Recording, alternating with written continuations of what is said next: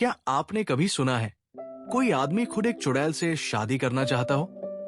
जी हां, ये कोई कहानी नहीं बल्कि एक सच्ची घटना है जहां एक पति अपनी ही बीवी के अंदर आई चुड़ैल से बोला, तू यही रह जा, मेरी दूसरी बीवी बनकर। लेकिन उस रात के बाद जो हुआ उसने पूरे गांव की रूह कांप दी। आखिर वो चुड़ैल कौन थी और क्यों आई थी? जानने के लिए कहानी पूरी सुनना, क्योंकि अंत। पिछली कहानी में आपने पढ़ा एक दीवानी चुड़ैल के बारे में और आपने ये भी पढ़ा कि किस प्रकार छूटा था उस दीवानी चुड़ैल से पीछा। अब जो कहानी मैं आप लोगों को सुनाने जा रहा हूं वो है एक ऐसे आदमी की जिसको पता नहीं क्या सूझा कि वो शादी करने के लिए एक चुड़ैल के पीछे ही पड़ गया। वो उस चुड़ैल को पाने के लिए बहुत सारे हथकंडे अपनाए, पर क्या वो सफल हुआ? क्या वह चुड़ैल उससे शादी करने के लिए राजी हुई? आइए इस रहस्य पर से पर्दा उठाते हैं। बात कोई 13 से 14 साल पुरानी है और मेरे मित्र की माने तो एकदम सही। अरे इतना ही नहीं, मेरे मित्र के अलावा और भी कई लोग इस घटना को बनावटी नहीं सच्ची मानते हैं। कुछ लोगों का तो यह भी कहना है कि मेरे मित्र और चुड़ैल के बीच जो रोमांचक बातें हो रही थी उसके वे लोग भी गवाह हैं, क्योंकि उन लोगों ने वे सारी बातें सुनी।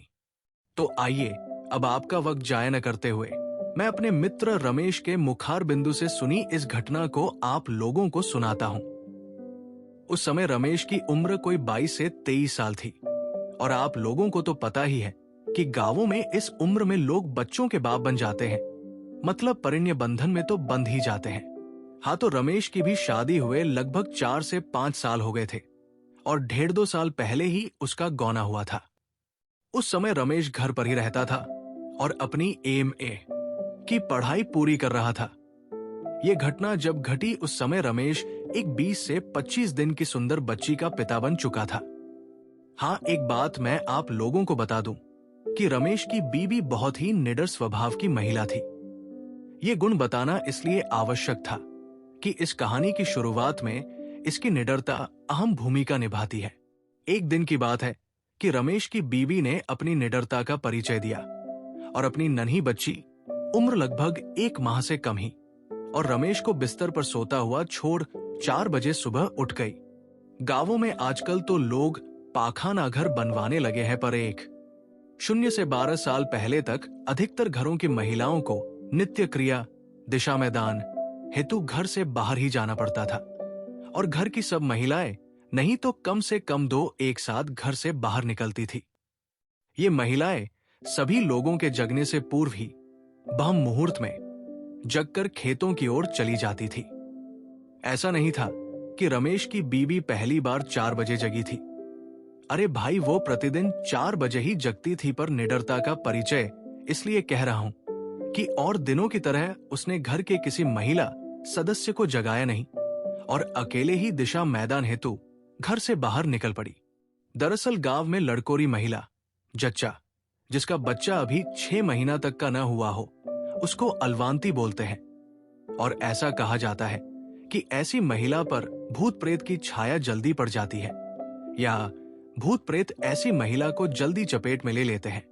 इसलिए ये अलवांती महिलाएं जिस घर में रहती हैं वहां आग जलाकर रखते हैं या कुछ लोग इनके तकिया के नीचे चाकू आदि रखते हैं। खैर, रमेश की बीवी ने अपनी निडरता दिखाई और वो निडरता उस पर भारी पड़ी। वो अकेले घर से काफी दूर खेतों की ओर निकल पड़ी। हुआ ये कि उसी समय पंडित जी के श्रीफल बेल पर रहने वाली चुड़ैल उधर घूम रही थी और न चाहते हुए भी उसने रमेश की बीवी पर अपना डेरा डाल दिया। हाँ, फर्क सिर्फ इतना था कि वो पहले दूर दूर से ही रमेश की बीवी का पीछा करती रही, पर अंततः उसने अपने आप को रोक नहीं पाई और ज्यों ही रमेश की बीवी घर पहुंची उस पर सवार हो गई। रमेश भी लगभग 5 बजे जगा और भैंस आदि को चारा देने के लिए घर से बाहर चला गया। जब वो घर में वापस आया तो अपनी बीवी की हरकतों में बदलाव देखा। उसने देखा कि उसकी बच्ची रो रही है, पर उसकी बीवी आराम से पलंग पर बैठकर पैर पसारे हुए कुछ गुनगुना रही है। रमेश एक बार अपनी रोती हुई बच्ची को देखा और दूसरी बार दांत निपोड़ते और पलंग पर बेखौफ बैठी हुई अपनी बीबी को। उसको गुस्सा आया और उसने बच्ची को अपनी गोद में उठा लिया और अपनी बीबी पर गरजा, बच्ची रो रही है और तुम्हारे कान पर जू तक नहीं रेंग रही है। अरे ये क्या? रमेश की बीबी ने तो रमेश के इस गुस्से को नजरअंदाज कर दिया और अपने में ही मस्त बनी रही। रमेश का गुस्सा और बढ़े इससे पहले ही रमेश की भाभी वहां आ गई और रमेश की गोदी में से बच्ची को लेते हुए उसे बाहर जाने के लिए कहा। अरे ये क्या? रमेश का गुस्सा तो अब और भी बढ़ गया। उसे समझ में नहीं आ रहा था कि आज क्या हो रहा है। जो औरत, उसकी बीबी, अपने से बड़ों के उस घर में आते ही पलंग पर से खड़ी हो जाती थी, वही बीबी आज उसके भाभी के आने के बाद भी पलंग पर आराम से बैठे मुस्कुरा रही है। खैर रमेश तो कुछ नहीं समझा, पर उसकी भाभी को सब कुछ समझ में आ गया और वे हंसने लगी। रमेश को अपनी भाभी का हंसना मूर्खतापूर्ण लगा और वो अपने भाभी से बोल पड़ा, अरे आपको क्या हुआ? ये उल्टी पुल्टी हरकतें कर रही है और आप है कि हंसे जा रही है। रमेश के इतना कहते ही उसकी भाभी ने उसे मुस्कुराते हुए जबरदस्ती बाहर जाने के लिए कहा और ये भी कहा कि बाहर से दादाजी को बुला लीजिए। भाभी के इतना कहते ही कि दादाजी को बुला लाइए। रमेश सब समझ गया और वो बाहर न जाकर अपनी बीबी के पास ही पलंग पर बैठ गया। इतनी ही देर में रमेश के घर की सभी महिलाएं वहां एकत्र हो गई थी और अगल बगल के घरों के भी कुछ नर नारी।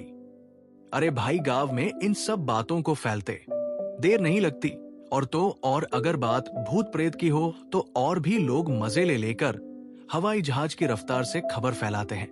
हाँ, तो अब मैं आपको बता दूं कि रमेश के कमरे में लगभग 10 से 12 मर्द औरतों का जमावड़ा हो चुका था और रमेश ने भी सबको मना कर दिया कि ये खबर खेतों की ओर गए दादाजी के कान तक नहीं पहुंचनी चाहिए।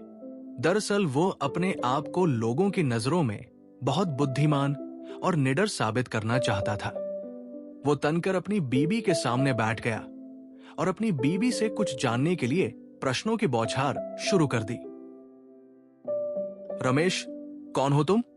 रमेश की बीबी कुछ न बोली, केवल मुस्कुराकर रह गई। रमेश ओझाओं की तरह फिर गुर्राया, मुझे ऐसा वैसा न समझ, मैं तुमको भस्म कर दूंगा। रमेश की बीबी फिर से मुस्कुराई, पर इस बार थोड़ा तनकर बोली, तुम चाहते क्या हो? बहुत सारे लोगों को वहां पाकर रमेश थोड़ा अकड़े बाजो जैसा बोला, तुम मत बोल, मेरे साथ रिस्पेक्ट से बातें कर। तुम्हें पता नहीं कि मैं ब्राह्मण कुमार हूं और उस पर भी बजरंग बली का भक्त। रमेश के इतना कहते ही उसकी बीबी चुड़ैल से पीड़ित थोड़ा सक्काकर बोली, मैं पंडित जी के श्रीफल पर की चुड़ैल हूं। अपने बीबी के मुख से इतना सुनते ही तो रमेश को और भी जोश आ गया। उसे लगने लगा कि अब मैं वास्तव में इस पर काबू पालूंगा। वहां खड़े लोग कौतूहल पूर्वक रमेश और उसकी बीबी की बातों को सुन रहे थे और मन ही मन प्रसन्न हो रहे थे। अरे भाई, मनोरंजन जो हो रहा था उनका। रमेश फिर बोला, अच्छा, पर तूने इसको पकड़ा क्यों? तुम के पता नहीं कि ये एक ब्राह्मण की बहू है और नियमित पूजा पाठ भी करती है। रमेश की चुड़ैल पीड़ित बीबी बोली, मैंने इसको जानबूझकर नहीं पकड़ा, इसको पकड़ना तो मेरी मजबूरी हो गई थी। ये इस हालत में अकेले बाहर गई क्यों? खैर, अब मैं जा रही हूं, मैं खुद ही अब अधिक देर यहां नहीं रह सकती। रमेश अपने बीबी की इन बातों को सुनकर बोला, क्यों, क्या हुआ? डर गई ना मुझसे? रमेश के इतना कहते ही फिर उसकी बीबी मुस्कुराई और बोली, तुमसे क्या डर? मैं तो उससे डर रही हूं जो इस घर पर लटक रहा है और मुझे जला रहा है। अब उसका ताप मुझे सहन नहीं हो रहा है। दरअसल बात यह थी कि रमेश के घर के ठीक पीछे एक पीपल का पेड़ था और गांव वाले उस पेड़ को बांसदेव बाबा कहते थे। लोगों का विश्वास था कि इस पेड़ पर कोई अच्छी आत्मा रहती है और वो सबकी सहायता करती है। कभी कभी तो लोग उस पीपल के नीचे जेवनार आदि भी चढ़ाते थे। और हां, इस पीपल की एक डाली रमेश के घर के उसी कमरे पर लटकती रहती थी जिसमें रमेश की बीबी रहती थी। चुड़ैल, अपनी बीबी की बात सुनकर रमेश हंसा और बोला, जा मत, यही रह जा। जैसे हमारी एक बीबी है वैसे ही तुम एक और। रमेश के इतना कहते ही वो चुड़ैल हंसी और बोली, ये संभव नहीं है, पर तुम मुझसे शादी क्यों करना चाहते हो? रमेश बोला, अरे भाई, गरीब ब्राह्मण हूं, कुछ कमाता धमाता तो हूं नहीं। तू रहेगी जो थोड़ा था, न दौलत लाती रहेगी। रमेश के इतना कहते ही वो चुड़ैल बोली, तुम बहुत चालू है, और हां, ये भी सही है कि हमारे पास बहुत सारा धन है, पर उस पर हमारे लोगों का पहरा रहता है। अगर कोई इंसान वो धन लेना चाहे तो हम लोग उसका अहित कर देती है। हाँ, और एक बात, और वो धन तुम जैसे जीवित प्राणियों के लिए नहीं है। रमेश अब थोड़ा शांत और शालीन स्वभाव में बोला, अच्छा ठीक है, तुम जरा कृपा करके एक बात बताओ, ये भूत प्रेत क्या होते हैं? क्या तुमने कभी भगवान को देखा है? आखिर तुम कौन हो? क्या पहले तुम भी इंसान ही थी? चुड़ैल भी थोड़ा शांत थी, और शांत थे वहां उपस्थित सभी लोग, क्योंकि सब लोग इन प्रश्नों का उत्तर जानना चाहते थे।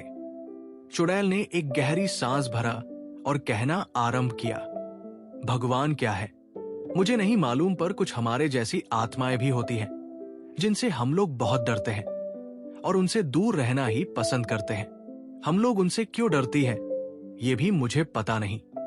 वैसे हम लोग पूजा पाठ करने वाले लोगों के पास भी भटकना पसंद नहीं करते और मंत्रों आदि से भी डरते हैं। रमेश फिर पूछा, खैर ये बताओ कि तुम इसके पहले क्या थी? तुम्हारा घर कहाँ था? तुम चुड़ैल कैसे बन गई? चुड़ैल ने रमेश की बातों को अनसुना करते हुए कहा, नहीं नहीं, अब मैं जा रही हूं, अब और मैं यहां नहीं रुक सकती, वे आ रहे हैं। चुड़ैल के इतना कहते ही कोई तो कमरे में प्रवेश किया और रमेश को डांटा, रमेश, ये सब क्या हो रहा है? क्या मजाक बनाकर रखे हो? रमेश कुछ बोले इससे पहले ही क्या देखता है कि उसकी बीवी ने साड़ी का पल्लू झट से अपने सर पर रख लिया और हड़बड़ाकर पलंग पर से उतरकर नीचे बैठ गई और धीरे धीरे मेरी बेटी कहते हुए रमेश की भाभी की गोद में से बच्ची को लेकर दूध पिलाने लगी। रमेश ने एक दृष्टि अपने दादाजी की ओर डाला और मन ही मन बुदबुदाया, आपको अभी आना था, सब खेल बिगाड़ दिए। आधे घंटे बाद आते तो क्या बिगड़ जाता। और जैसे ही दादाजी कमरे में आए, सब कुछ पल भर में खत्म हो गया। चुड़ैल गायब और रमेश की बीवी फिर से सामान्य। लेकिन सवाल आज भी वही है, क्या सच में वो चुड़ैल थी या कुछ और अगर थी तो वे आ रहे हैं किसके लिए बोल रही थी? क्या आज भी वो किसी और का इंतजार कर रही है? अगर आपको ऐसी ही सच्ची और खौफनाक कहानियां सुननी है तो चैनल को सब्सक्राइब जरूर करें, क्योंकि अगली कहानी इससे भी ज्यादा डरावनी होगी।